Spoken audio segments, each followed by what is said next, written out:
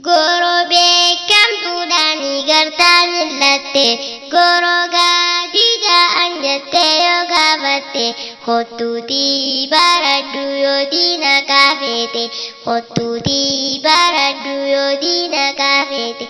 achirraa harkasaa waan itti haajamte kottuutii baradhu yoo teetirraa naate kottuutii baradhu yoo teetirraa naate yabbolee itti nyaata maqaasii beeknu dukkanaa sichitu waggaa yaadannu sila akka nyaanachi waasin diimu sila akka nyaanachi waasin diimu ammallee sifoona rabbii jee kottu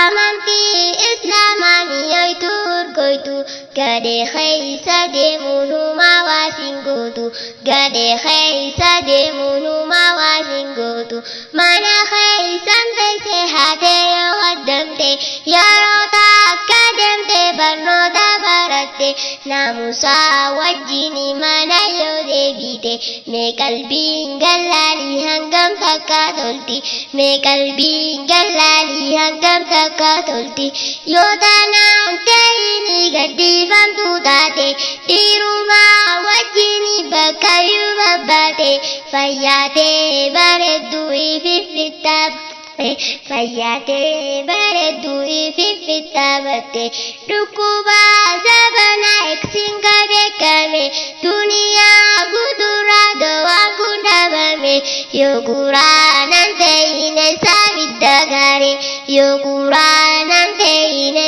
saabidda gaare ittiin dhiyyaatina jeetiin udame suuratul Israa ayata 32 walaa taqrabuudha jeetiin udame walaa taqrabuudha jeetiin